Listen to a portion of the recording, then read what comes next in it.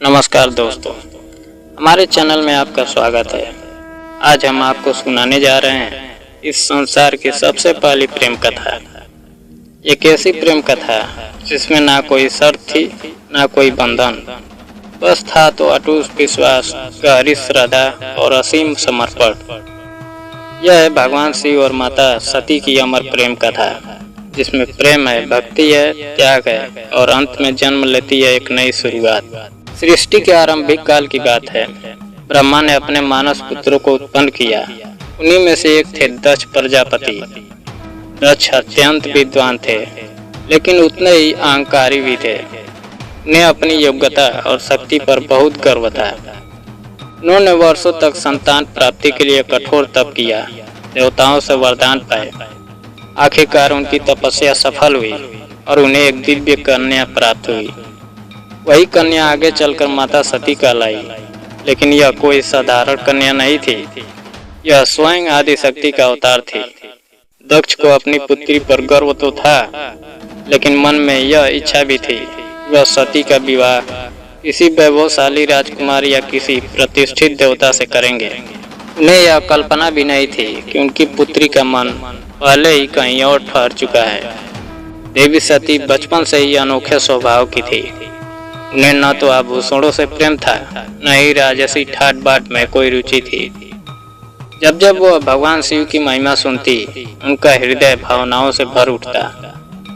शिव जो शमशानवासी है, जो बाघ की खाल ओढ़ते हैं, जिनके गले में नाग है, जो शरीर पर भस्म रमाते हैं, जहाँ आम कन्याएं भयभीत हो जाती थी, तो वही सती के लिए यह स्वरूप दिव्यता का प्रतीक था।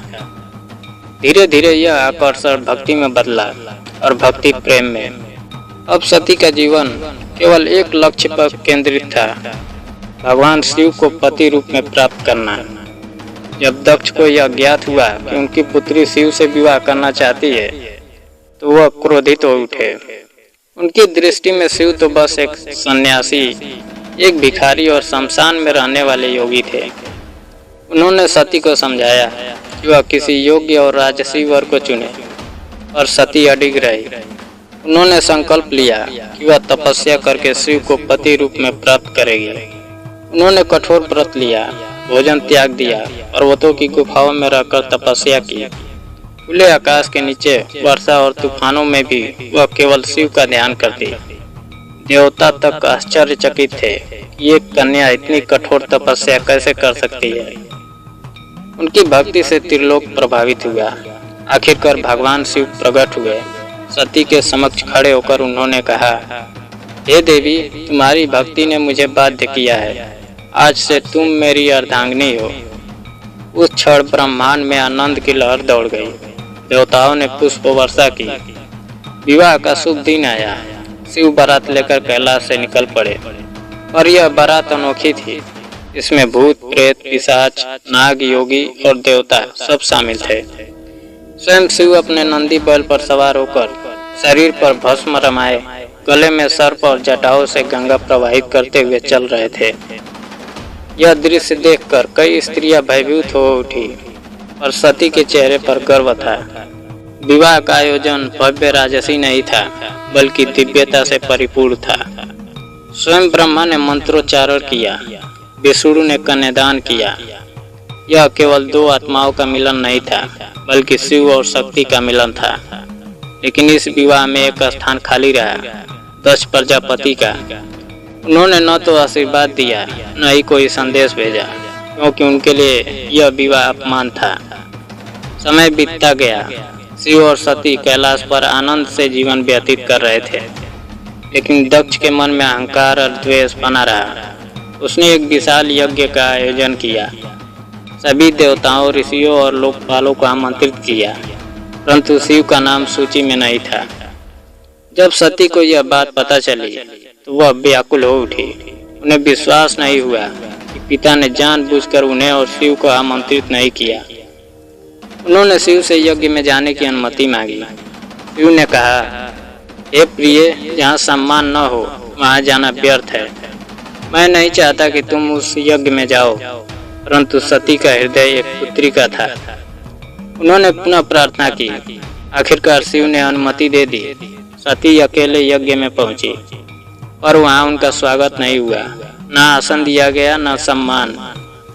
पिता दक्ष ने कठोर स्वर में कहा, जिस दिन तूने उस भस्मधारी योगी को अपना पति चुना, उसी दिन से तू मेरी पुत्री नहीं रही।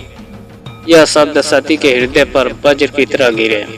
उन्होंने सभा में सबके सामने कहा, जिसे तुम अवघड़ कहते हो वही काल का विकाल है, जिसे तुम शमशानवासी कहते हो वही मृत्यु को भी जीतने वाला है। फिर उन्होंने कहा, जिस शरीर ने आज शिव का अपमान सुना है, वह शरीर अभी संसार के योग्य नहीं है। और वह यज्ञ कुंड की अग्नि में कूद गई। जब यह समाचार कैलाश पहुंचा तो शिव का धैर्य टूट गया। उनकी जटाएं लहराने लगी, नेत्र लाल हो उठे, पूरे ब्रह्मांड में कंपन होने लगा। क्रोध में उन्होंने अपनी जटाएं पृथ्वी पर पटकी। वहीं से प्रकट हुआ वीरभद्र, शिव के विकराल रूप का अंश। वीरभद्र अग्नि सा तेजस्वी और प्रचंड था। उसने यज्ञ स्थल की ओर प्रस्थान किया। जैसे ही वह पहुंचा, धरती कांप उठी, आकाश में अंधकार छा गया। वीरभद्र ने यज्ञ वेदी को तोड़ दिया। ऋषि मुनि भाग खड़े हुए, देवता भयभीत हो गए। आखिरकार वह दक्ष के सामने पहुंचा। दक्ष अब भी अहंकार में चिल्लाया, मैं यज्ञ कर रहा हूँ, मुझे कोई छू नहीं सकता। वीरभद्र ने तलवार उठाई और कहा, तू पिता कहलाने योग्य नहीं है। एक ही प्रहार में उसने दक्ष का सिर धड़ से अलग कर दिया। सभा में सन्नाटा छा गया। यज्ञ की अग्नि बुझ गई। इसके बाद स्वयं भगवान शिव यज्ञ स्थल पर पहुंचे। उन्होंने सती के जले हुए शरीर को अपनी गोद में उठाया। उनकी आंखों से आंसू बह रहे थे। वह पूरे ब्रह्मांड में सती के शव को लेकर भटकने लगे। उनके विलाप से धरती और आकाश कांप उठे। देवता भयभीत हो गए। यदि शिव वैसे ही रोते रहे तो प्रलय आ जाएगा। तब भगवान विष्णु ने सुदर्शन चक्र चलाया। चक्र ने सती के शरीर को टुकड़ों में विभाजित कर दिया। जहाँ जहाँ सती के अंग गिरे, वहाँ वहाँ शक्तिपीठ बने। आज हम उन्हें कामाख्या, वैष्णो देवी, ज्वाला जी, तारापीठ आदि नामों से जानते हैं। ये स्थान उस अमर प्रेम की गवाही है, जहाँ प्रेम और त्याग एक साथ जीवित हैं। सती का शरीर अग्नि में भस्म हो गया था, लेकिन उनका प्रेम शाश्वत था। समय बीता, युग बदले, सती ने पुनर्जन्म लिया, हिमालय की पुत्री पार्वती के रूप में। यह वही प्रेम था जो अधूरा रह गया था। वही प्रेम फिर एक नई शुरुआत करने वाला था। सती का बलिदान व्यर्थ नहीं गया। वह प्रेम जो तपस्या से शुरू हुआ था, अग्नि में तप कर और भी शुद्ध हुआ। और यही प्रेम आगे चलकर शिव पार्वती के विवाह के रूप में पूर्ण हुआ। दोस्तों, यह थी शिव और सती की अमर प्रेम कथा। यह केवल एक कथा नहीं, बल्कि संदेश है कि सच्चा प्रेम कभी नष्ट नहीं होता। कभी वह तपस्या के रूप में जीवित रहता है, तो कभी त्याग के रूप में, और कभी पुनर्जन्म लेकर फिर से एक नई शुरुआत करता है। अगर आपको यह कथा अच्छी लगी हो तो वीडियो को लाइक करें और कमेंट में लिखें हर हर महादेव।